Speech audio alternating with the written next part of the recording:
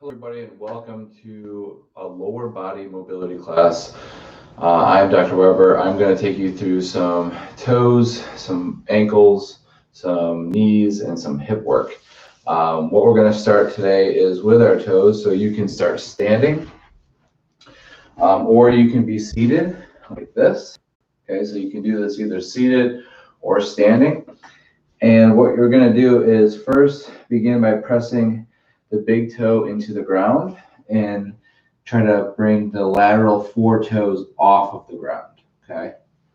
Again, if we're standing nice and tall. You can look down here. If you're sitting, all four toes, lateral four toes are off the ground, squeezing that big toe into the ground. Hold it for 5 more seconds. 4, 3, 2, and 1. Now the big toe up, small toes down. If you're standing, just squeezing those fists, big toe up. Now big toe down, small toes up. Try to separate those toes while they're up in the air. Now from here, big toe up, small toes down. Hold 5, 4, 3, 2, and now all toes up. I want you to squeeze your core, squeeze your glutes, squeeze your chest, squeeze everything. And I want to get those toes up as high as they'll go without deviating the foot in or out. So trying to get all 10 toes up off the ground as high as they'll go. Squeeze all your muscles here. Now I want you to squeeze all 10 toes into the ground. Again, squeeze your core, squeeze your arms, squeeze everything. Toes into the ground. Now big toe up. Again, squeeze your whole body, 50% effort. Now big toe down, small toes up. Squeeze your body. Try to get those toes up. And then relax. Okay. Now with our toes, we're going to try to piano them down. So one toe at a time, we're going to piano them down. So pinky all the way to big toe. Okay, pinky all the way to big toe. Pinky all the way to big toe. Try to control it one toe at a time, pinky to big toe. One more time, pinky to big toe. Now, the last thing we're going to do, again, you can do this seated or standing. We're going to take all 10 toes up off the ground. And now we're just going to press that big toe into the ground. 5, 4, 3, 2, and 1. Okay. Now we just controlled those toes. Now we're going to get into the ankle. So I'm going to teach you some ways to mobilize and to also train mobility in the ankle and foot. So there's ways you can mobilize the bottom tissues of the foot. You can use lacrosse balls, tennis balls, and you can just apply a little bit of pressure in those areas just to get some mechanoreceptor stimulation into those areas. Okay, this isn't going to improve your mobility, but it's going to at least tell your kind of nervous system where inputs may need to go. Okay, so looking for any pain, unusual tightness, or anything like that. Tightness meaning more of a neurological indicator of feedback. So there's a set spindle tone that your joints create by way of the nervous system that either tighten or loosen the muscle tissue. Now, it can be tightened if there is lack of mobility and lack of capsule space. So if there's no capsule space, the capsule won't allot muscle spindle to the tissue in order for it to move appropriately in the right way. So in order to actually train mobility of the ankle and foot, we can use a kettlebell. Okay, lay it on its side.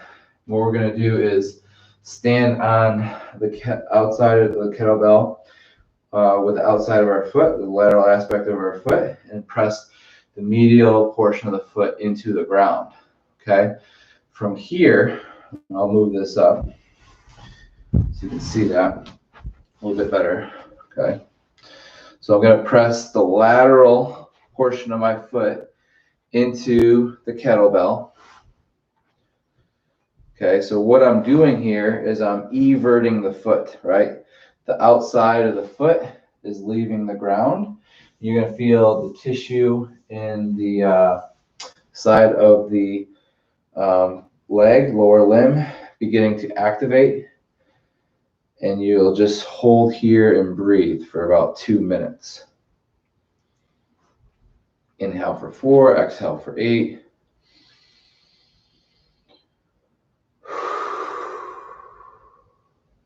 Okay, you're just stretching out the tissue to start.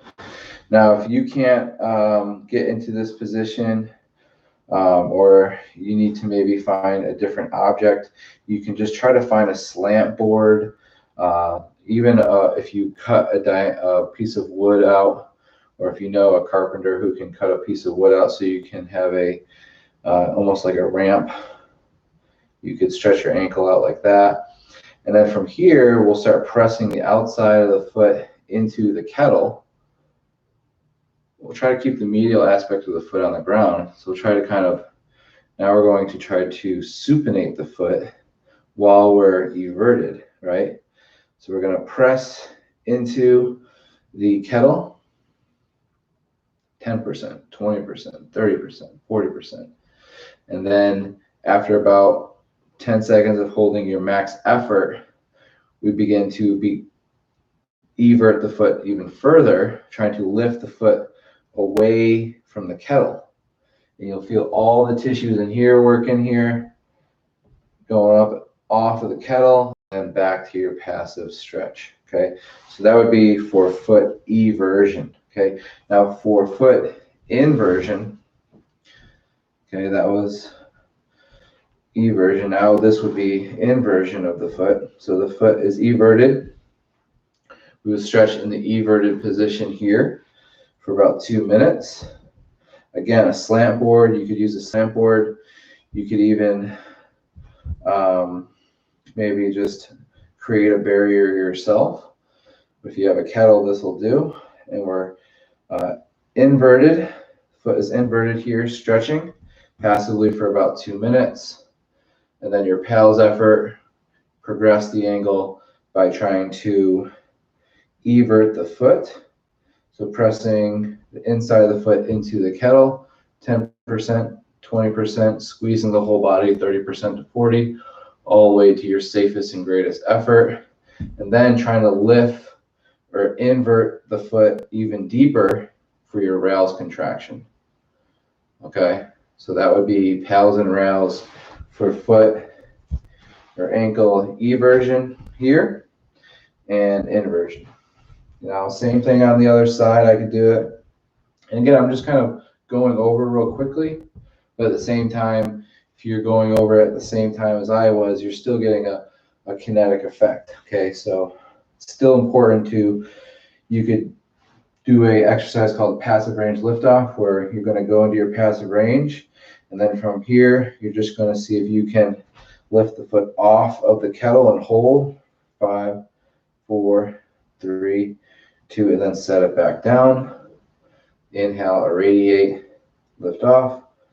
5, 4, 3, 2, and 1. Set down. Foot inversion, passive range lift off. Inhale, irradiate, lift off.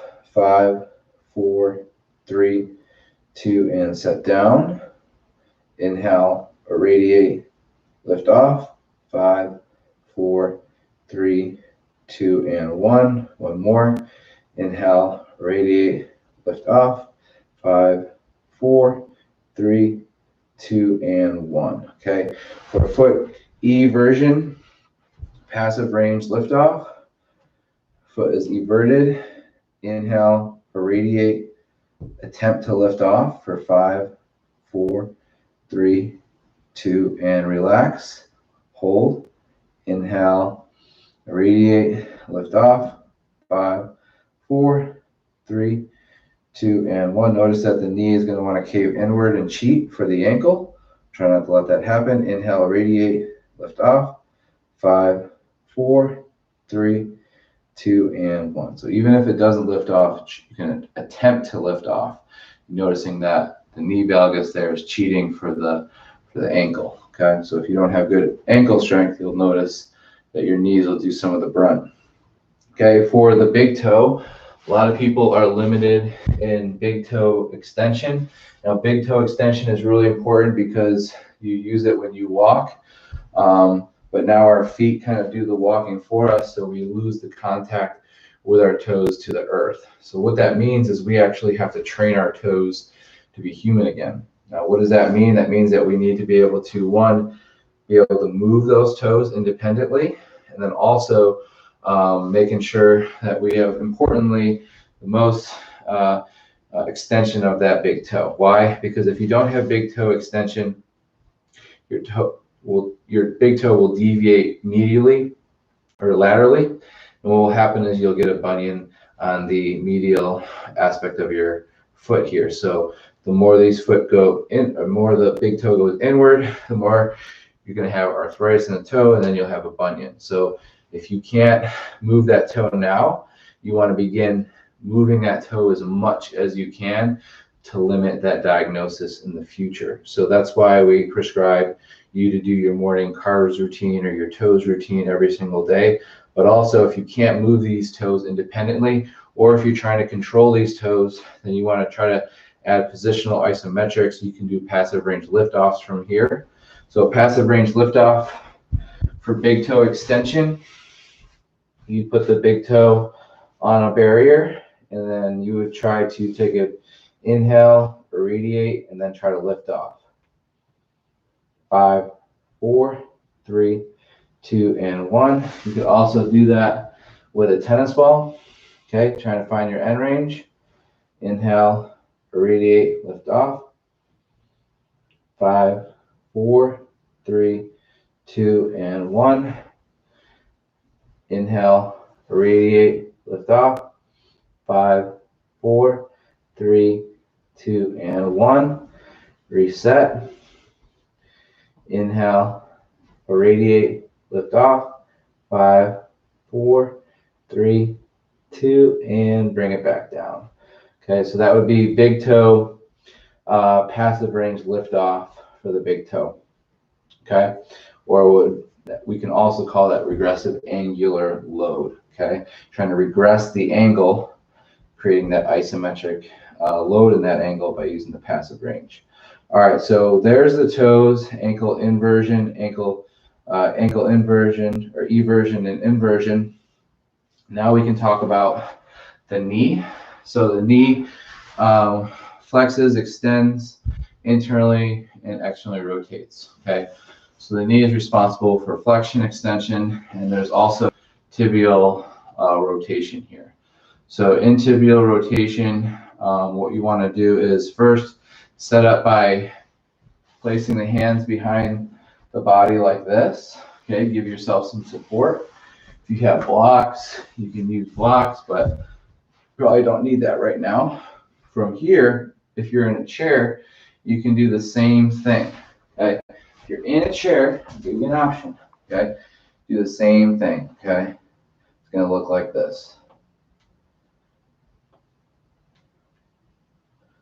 Okay, I'm about to teach you what that is right now. So now we're going to go to the knees, bring our hands behind, give us some support. I want you to flex the knee,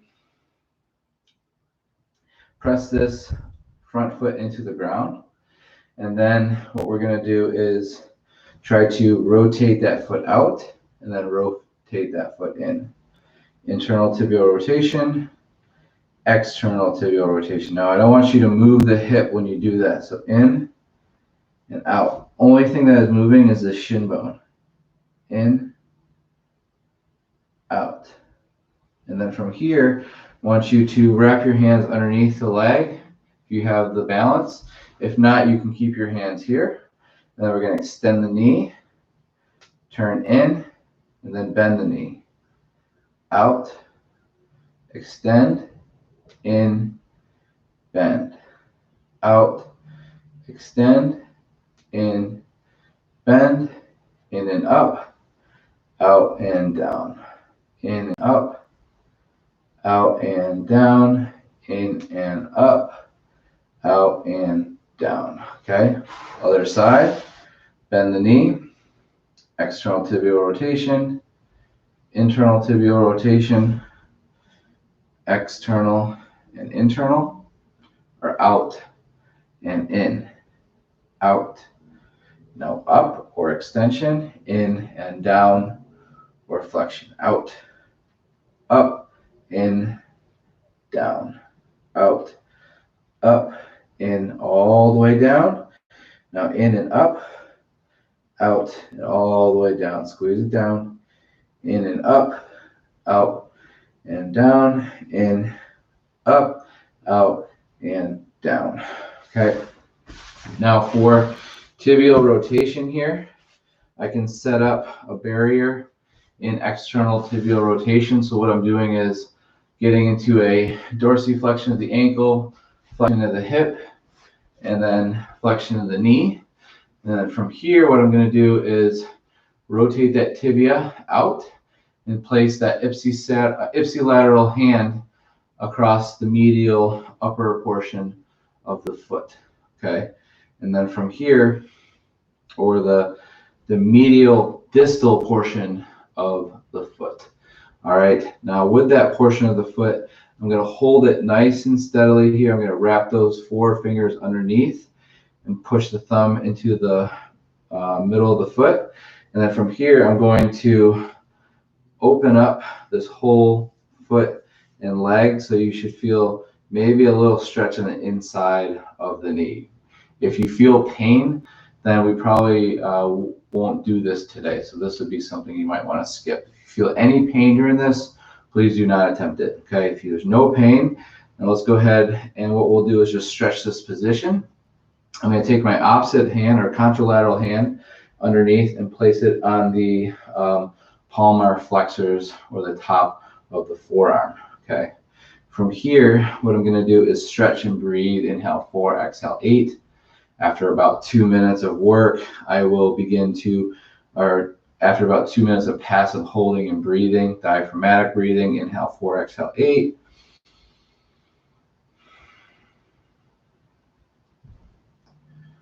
Then I'll begin to start pressing that foot into the hand. Now, what do I mean by that? I'm going to try to internally rotate at the tibia in toward my hand. So that hand is the barrier, but I'm going to hold on so tight that it's not going to move. And so that's going to create the isometric contraction. That is our PALS contraction, progressive angular isometric load. So that's what we're doing here in end range of external tibial rotation, holding, breathing, inhale 4, exhale 8.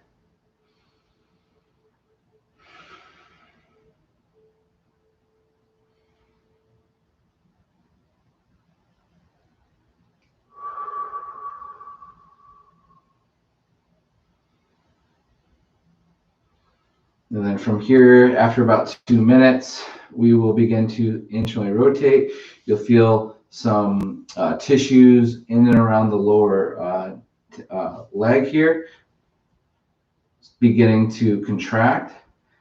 5%, 10%, 20, 30, 40, 50, 60, 70, all the way to your safest and greatest effort that has 0 pain for 5, 4, 3, 2, and now we're going to try to go deeper into external tibial rotation by doing a passive range liftoff from here, trying to pull that foot away from the hand, keeping everything nice and intense. 5, 4, 3, 2, and 1. And we'll wrap that hand around.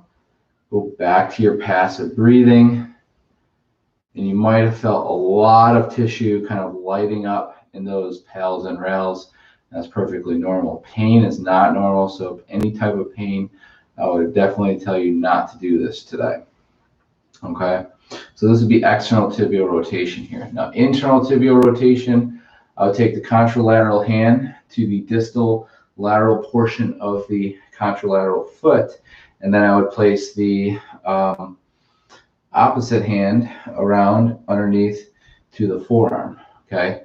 Now, what I would do here is stretch and breathe for about 2 minutes. As you see, I'm from here, external tibial rotation, internal tibial rotation. set up here. This is my passive range hold, or passive range, passive breathing, I guess, stretch for 2 minutes, I guess you could say. And then we begin our PALS effort and then our rails effort. Okay, so passive breathing, inhale 4, exhale 8 for about 2 minutes.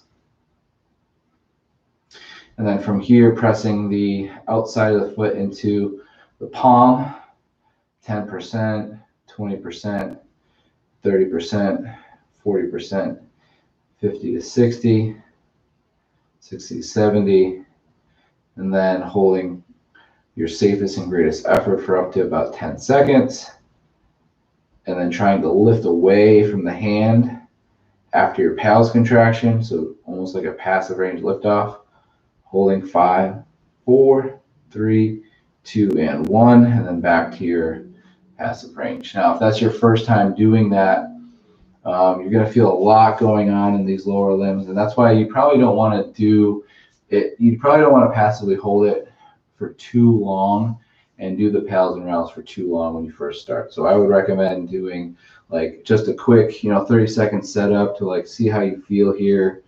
Can you get into this position without pain? That would be prerequisite number 1.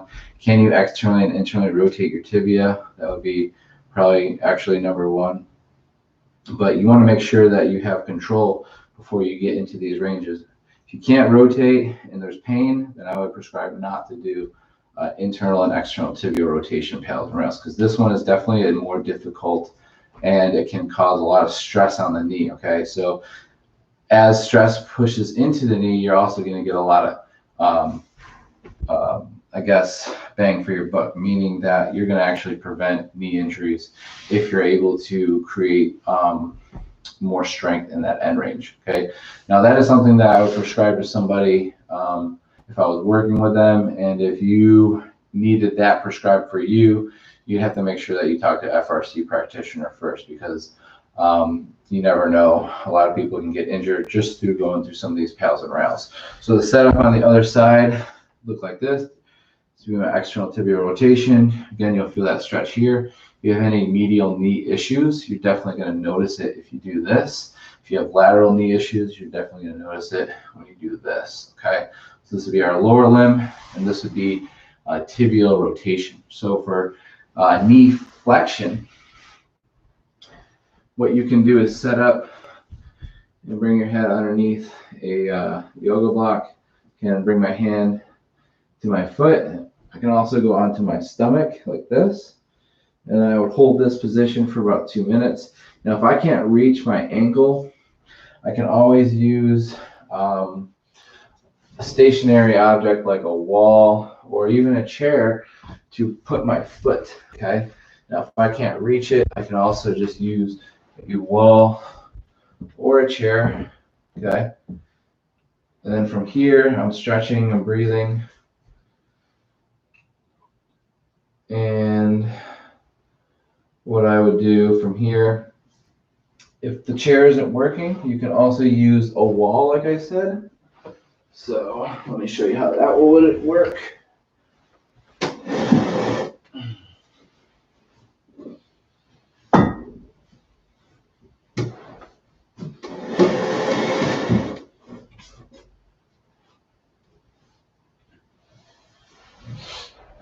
Okay, so the wall set up.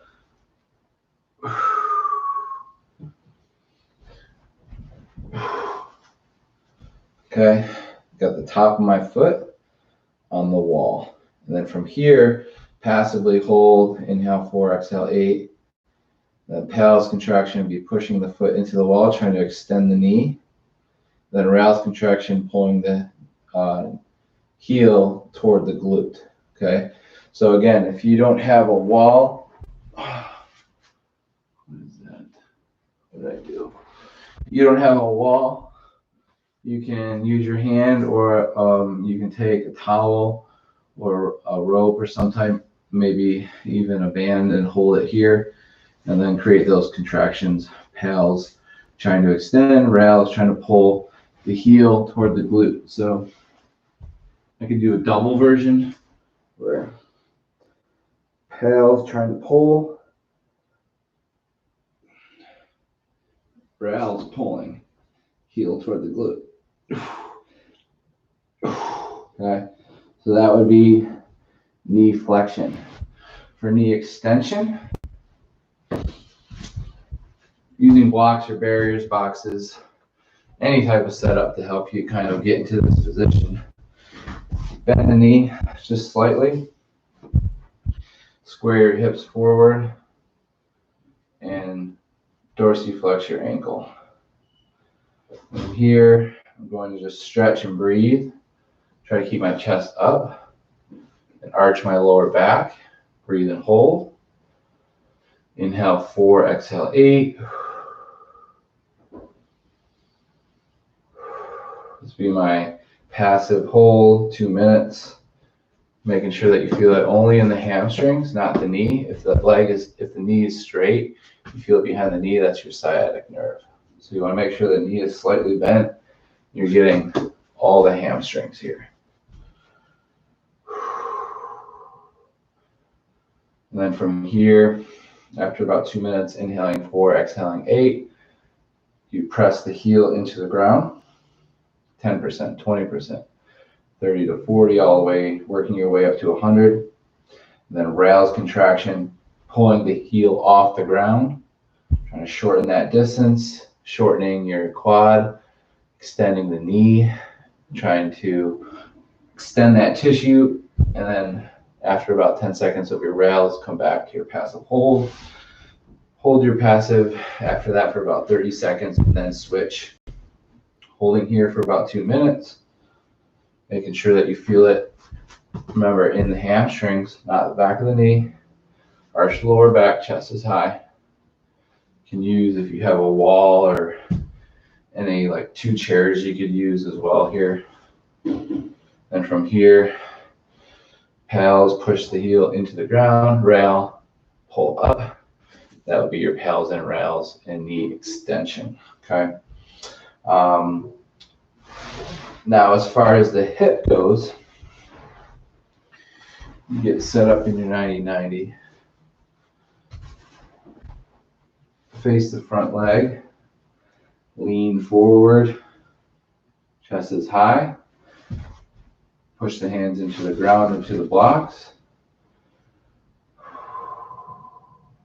Passive hold here, 2 minutes.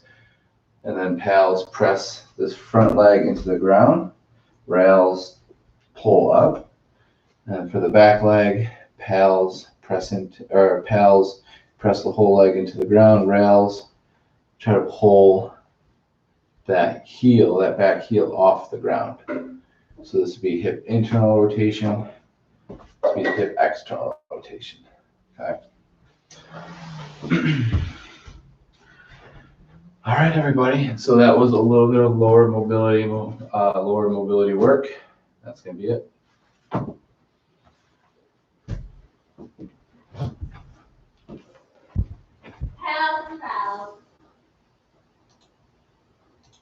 I know, you're just